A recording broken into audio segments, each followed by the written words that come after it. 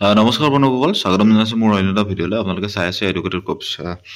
যিহেতু অসম পুলিচৰ ABOB APRO fire ব্ৰিগেডৰ এক্সাম ৰিটেন এক্সামৰ ফলাফল ঘোষণা কৰিলে। গতিকে ইয়াৰ লগে লগে আপোনালোকে ভাইভা এক্সামৰ বাবে কোৱালিফাই হ'ল। যিসকলে এক্সামত কোৱালিফাই কৰিছে তেওঁলোকক এটা বিগ কংগ্ৰেচুলেশ্যনছ, আৰু যিসকলে পাছ কৰা নাই বা ফেইল কৰিছে তেওঁলোকৰ বাবে ভিডিঅ'টো নহয় বাৰু, কিন্তু আপোনালোক ডিমটিভেট নহ'ব, নিজৰ প্ৰিপেৰেশ্যনখিনি কৰি যাওক, যাতে ফাৰ্ডাৰ যিকেইটা এক্সাম আহি আছে বা আহিবলগীয়া 25-26 বৰ্ষত যিকেইটা এক্সাম আহিব সেই এক্সামকেইটা যাতে আপোনালোকে ভালদৰে দিব পাৰে বা তাতে কোৱালিফাই কৰিব পাৰে, তাৰ ওপৰত বেছ কৰি আপোনালোকে নিজৰ প্ৰিপেৰেশ্যনখিনি কৰি যাওক।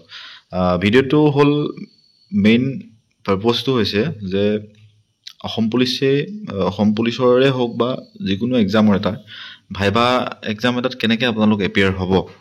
তো এই বিষয়ে মোক আজি লখিমপুৰৰ পৰা দীপু বৰুৱা নামৰ এজন ভাইটিয়ে ফোন কৰিলে। ভাইটিজনৰ মাকৰ লগত কথা পাতি গম পালোঁ যে ভাইটিৰ ভাইভা এক্সাম এটাত এপিয়াৰ হ'ব পৰাকৈ তেওঁৰ বিশেষ এনেকুৱা কনফিডেণ্ট নহয়, আৰু লগতে আগতে তেনেকৈ এক্সামৰ বাবে তেওঁ কোৱালিফাই কৰা নাছিলে। তো এতিয়া এইবাৰ প্ৰথম এক্সাম দিব, ভাইভা এক্সাম দিব, তো তেওঁ পেনিক হৈ আছে যে কেনেকুৱা ধৰণৰ কুৱেশ্যন কৰিব, কি পঢ়িব লাগিব, কেনেকুৱা হ'ব, কি হ'ব, এইবোৰ ভাবি আছে। তো ভাবিলোঁ কি ফোন যোগে সকলোকে বুজাই থকাটো সময় নিমিলে তেনেকৈ, গতিকে এটা ভিডিঅ' যোগে আপোনালোকক দিলোঁ, ভিডিঅ'টো আগবঢ়ালোঁ, চাব ভালদৰে আৰু কথাখিনি বুজি ল'ব কি কৈছে। ঠিক আছে। তো how to clear viva exam, Assam পুলিচে হওক বা বাকী এডিআৰই আহি আছে, এডিআৰইৰে হওক, যিকোনো ক্ষেত্ৰত। তো কেইটামান মেইন কথা মই আপোনালোকক শ্বেয়াৰ কৰিছোঁ। ডিউৰিং দ্য ভাইভা এক্সাম আপোনালোকে কি মানি চলিব লাগিব। আৰু এটা কথা, ইয়াৰ লগে লগে মই ভিডিঅ'টোৰ শেষত কেইটামান কথা ক'ম যে যিসকলে এতিয়া পাছ কৰিছে, UR OBC SC ST বা কেটেগৰী ৱাইজ যিসকলে পাছ কৰিছে, তাৰ ভিতৰত কাৰ চাকৰি প্ৰায় কনফাৰ্ম হৈ আছে, সেই কথাটো মই লাষ্টত ক'ম। আপোনালোকে ভিডিঅ'টো শেষলৈকে চাব আৰু ছাবস্ক্ৰাইব কৰি দিব চেনেলটো। ঠিক আছে। তো ভাইভা এক্সাম এটাৰ বাবে কেনেদৰে প্ৰিপেৰেশ্যন কৰিব। ডিউৰিং দ্য ভাইভা মানে ভাইভাৰ এক্সামত সোমোৱাৰ লগে লগে আপোনালোকে যিটো আপোনালোকৰ কনফিডেণ্টটো একদম হাই থাকিব লাগিব, যাতে আপোনালোকে তাতে গৈ কোনো ধৰণৰ এনেকুৱা অস্বাভাৱিক আচৰণ নকৰে। যিজন আপোনাৰ গেষ্ট থাকিব, যিজনে আপোনাক কুৱেশ্যনবোৰ সুধিব বা যিজনৰ ওচৰত আপুনি ভাইভা দিব গৈছে, তেওঁৰ ওচৰত যাতে আপুনি ধৰা পৰি নাযায় যে আপুনি নিজৰ ওপৰত কনফিডেণ্ট নহয়। গতিকে একদম নৰ্মেল যাব, ভালদৰে বহিব, বহাৰ এটা মেথড আছে, ভালদৰে গৈ বহিলে, ধুনীয়াকৈ ড্ৰেছ আপ কৰিলে, তো সেয়াই কনফিডেণ্ট থাকিব। আৰু যিসকলে ভাইভাটো আপোনাক সুধিব তেওঁলোকৰ লগত আপোনালোকৰ যিটো কমিউনিকেশ্যন লেংগুৱেজ, মানে আপোনালোকে ধৰক আপোনাৰ নামটোৱে সুধিলে, তো নামটো সোধোতে আপোনাক ছাৰ কি ক'লে, মই শুনা নাপালোঁ ছাৰ, এনেকুৱা মানে অলপ আনকনফিডেণ্ট যেতিয়া হ'ব, তেতিয়া আপোনালোকৰ কমিউনিকেশ্যনটো ক্লিয়াৰ নহয়। মানে ধৰক আপোনালোকে পেনিক হৈ থাকিব, ভয়কৈ থাকিব। গতিকে ভয় কৰিবলগীয়া একো কথা নাই, কনফিডেণ্ট থাকিব আৰু কমিউনিকেশ্যনটো ক্লিয়াৰলি কৰিব। ঠিক আছে। মানে ধৰক যিবোৰ কুৱেশ্যন কৰে ভালদৰে শুনি ল'ব, প্ৰথম শুনি ল'ব, দৰকাৰ হ'লে 10 ছেকেণ্ড 20 ছেকেণ্ড এটা ভাবিব, নিজক টাইম দিব, আৰু তাৰ পাছত আপোনালোকে প্ৰপাৰকৈ যিটো জানে সেই জনা বস্তুটো আপুনি তেওঁলোকৰ আগত উপস্থাপন কৰক। আৰু যদি কিবা নাজানে তেন্তে সেই বস্তুটো আপুনি নাজানো বুলি নিজক অভাৰ কনফিডেণ্ট হৈ নিজক মানে ক্লিয়াৰফাইড কৰিব নালাগে যে মই এই বস্তুটো এইটো ৰিজনৰ কাৰণেহে নাজানো বা মই নপঢ়িলোঁ। বাছ চিম্পলি ক'লে যে আপোনাক সুধিলে অসম হিষ্ট্ৰীৰ মই এটা কুৱেশ্যন কৈছোঁ যে ভাৰত স্বাধীন কেতিয়া হৈছিলে, 1947ত। তো আপোনালোকে সেই কুৱেশ্যনটোৰ এনচাৰটো নাজানে, তো বাছ ভালদৰে ক'লে যে ছাৰ এই কুৱেশ্যনটো মই বৰ্তমান সময়ত নাজানো বা মোৰ জ্ঞাত নহয়, বাছ সিমানেই। এই কুৱেশ্যনটো মই হিষ্ট্ৰীয়ে পঢ়িবলৈ টাইম নাপালোঁ ছাৰ, বা মই হিষ্ট্ৰীত অলপ মই বেয়া, এনেকুৱা ধৰণৰ ক্লিয়াৰিফিকেশ্যন নিদিব কেতিয়াও। ঠিক আছে। তো 3 নম্বৰ হ'ল প্ৰিপেয়াৰ্ড টু ডিছকাছ ইউৰ ৱৰ্ক। মানে যিটো আপোনাৰ ৱৰ্ক, মানে আপুনি ধৰক এবিট পাছ কৰিছে, বা ইউবিত পাছ কৰিছে বা এপিয়াৰত পাছ কৰিছে বা ফায়াৰ ব্ৰিগেডত পাছ কৰিছে তো নিজৰ যিটো প্ৰফেশ্যন হ'ব গৈ আছে মানে ধৰক আপুনি এপিয়াৰৰ কাৰণে যদি ভাইভা এক্সাম দিবলৈ গৈ আছে এপিয়াৰৰ ওপৰত আপোনাৰ জ্ঞানটো থাকিব লাগিব সাম্যক যিটো জ্ঞান সেই জ্ঞানটো থাকিব লাগিব ধৰক এপিয়াৰৰ ফুল ফৰ্মটো কি আছাম পুলিচ ৰেডিঅ' অৰ্গেনাইজেশ্যন কেতিয়া এইটো ফৰ্ম হৈছিলে ইয়াৰে হাই ৰেংকটো কি বা কেনেকুৱা ধৰণৰ কি কাম থাকে তাতে কমিউনিকেশ্যনৰ কেনেকুৱা ধৰণৰ কাম হ'ব এই বস্তুখিনি আপোনালোকে জানি ল'ব ধৰক আপুনি ইউবিত পাছ কৰিছে তো ইউবিৰ বাবে যিকেইটা জ্ঞান আপোনাৰ লাগিব সেই ইউবিৰ বিষয়ে আপোনালোকে অকণমান চাই যাব মানে যিটো ধৰক আপুনি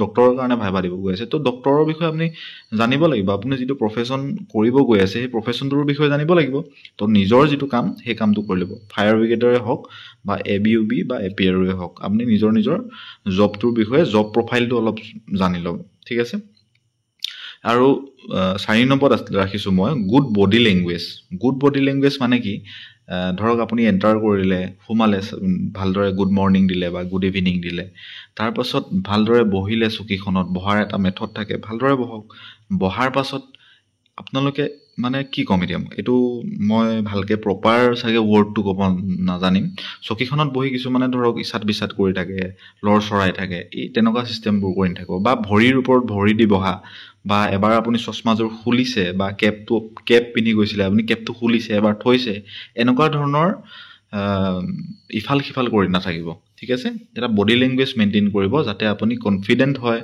আপুনি কিবা এটা কুৱেশ্যন নাজানিলেও যাতে আপোনাৰ স্মাৰ্টনেছটো তাত দেখা পায় সেই বস্তুখিনি আপুনি মন কৰিব ঠিক আছে তাৰপাছত আহিলে নো নিড এনি ক্লিয়াৰিফিকেশ্যন আপুনি কিবা এটা কুৱেশ্যন যদি নাজানে ধৰক আপুনি ভাৰত স্বাধীনতাৰ বিষয়ে আপুনি নাজানে গতিকে তাত আপুনি এনেকুৱা ধৰণৰ জাষ্টিফাই নকৰিব নিজক যে মই ছাৰ হিষ্ট্ৰী মই একদম হিষ্ট্ৰীত উইক আছিলোঁ হিষ্ট্ৰী মই পঢ়া নাই মই টাইম নাপালোঁ সেনেকুৱা ধৰণৰ জাষ্টিফাই কৰিব নালাগে জাষ্ট আপুনি ক'ব যে ছাৰ মই এই কুৱেশ্যনটোৰ এনচাৰটো মই জ্ঞাত নহয় বছ কাহিনী খতম তো এইকেইটা আছিলে এইকেইটা অকণ মেইনটেইন কৰিব লগতে নিজৰ যিখিনি স্মাৰ্টনেছ সেই বস্তুখিনি অকণমান দেখাবলৈ ট্ৰাই কৰিব ঠিক আছে তো নেক্সট আহিলে ডিউৰিং দ্য ভাইভা এডিশ্যনেল কেইটামান টিপছ দিছোঁ মই যিকেইটা মই মোৰ ফালৰ পৰা বনাইছোঁ don't be afraid to admit when you don't know' the answer এইটো মই ক'লোৱে এটা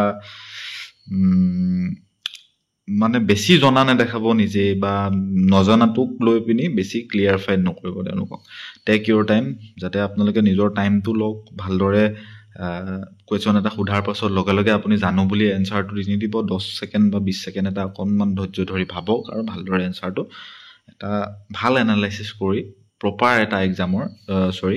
এটা আনচাৰ দিবলৈ চেষ্টা কৰক ঠিক আছে আৰু বি ৰেছপেক্টফুল অফ দ্য এক্সামিনাৰ্ছ মানে আপোনালোকৰ যিসকলে ভাইভা এক্সাম ল'ব তেওঁলোকৰ বাবে আপোনালোকৰ সন্মানটো থাকিব লাগিব পলাইটনেছটো থাকিব লাগিব ঠিক আছে আপোনালোকে তেওঁলোকক ভালদৰে সম্ভাষণ কৰিব লাগিব গ'লে গুড মৰ্ণিং ছাৰ বহিব পাৰোঁনে ছাৰ সোমাব পাৰোঁনে তেনেকুৱা ধৰণৰ ভালদৰে আৰু মানে নিজক মানে স্মাৰ্টনেছ দেখাব যাতে আৰু সকলোৱে চাগে আছাম পুলিচত সোমাব গৈ আছে গতিকে অসম পুলিচৰ যিটো স্মাৰ্টনেছ সেই বস্তুটো তাতে তেওঁলোকে আপোনালোকক গম পাব লাগিব ঠিক আছে focus on positive try to view the viva as an opportunity ঠিক আছে অ'কে আপোনালোকক যদি লাষ্ট যিটো পইণ্ট মই ৰাখিছোঁ সেই পইণ্টটোত এইটো ক'ব বিচাৰিছোঁ যে আপোনালোকে যদি কোনোবা এটা এক্সামৰ কুৱেশ্যন এটা নাজানে তেতিয়াহ'লে তেওঁলোকে এইটো নাভাবে যে আপোনালোকে একোৱেই নাজানে বুলি তেওঁলোকে নাভাবে তেওঁলোকে হয়তো আপোনাৰ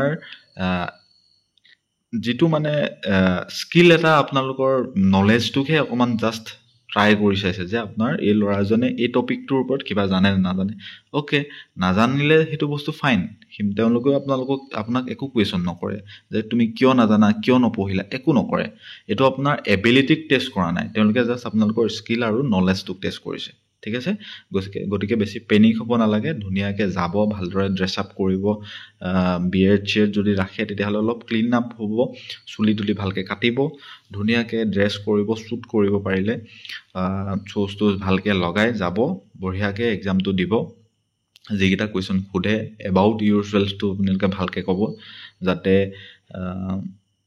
তেওঁলোকৰ মানে আপোনালোকে যিটো এক্সপ'জ কৰে তেওঁলোকৰ আগত সেই বস্তুটো তেওঁলোকেও গম পাই যায় যে এই ল'ৰাজন সঁচাকৈ অসম পুলিচৰ বাবে যোগ্য। যদি আপুনি এটা কুৱেশ্যন নাজানেও তেতিয়াহ'লে আপোনালোকক নাজানিলেও 2 নম্বৰ এটা বেছিকৈ দি পঠাব, ঠিক আছে। যদি তাতে বেছি অভাৰ স্মাৰ্ট দেখাবলৈ যায়, অভাৰ কনফিডেণ্ট হৈ যায়, তেতিয়াহ'লে 2 নম্বৰ পাবলৈ যদি আছে তেতিয়াহ'লে -1 হৈ যাব, একেটাহে পাব আপোনালোকে, ঠিক আছে। গতিকে নিজৰ যিমান পাৰে নিজৰ বেষ্ট দিবলৈ ট্ৰাই কৰিব, বেছি পেনিক হ'ব একো দৰকাৰ নাই। এক্সামটোত ভালদৰে এপিয়াৰ হওক, আৰু বেছি টাইম নাই যিহেতু 9 তাৰিখৰ পৰা এক্সাম হ'ব। আৰু বহুতে সুধি আছিল যে এক্সাম ক'ত হ'ব। এক্সাম আপোনালোকৰ ভাইভা এক্সাম হ'ব গুৱাহাটীত। তো গুৱাহাটীৰ কোনোবা এটা প্লেচত আপোনালোকৰ এক্সাম হ'ব, য'ত আপোনালোকে টাইমতকৈ আগত যাব, অলপ ভালদৰে তাতে নিজক প্ৰিপেয়াৰ কৰি লৈ যায়, ভালদৰে এক্সামটো দিব।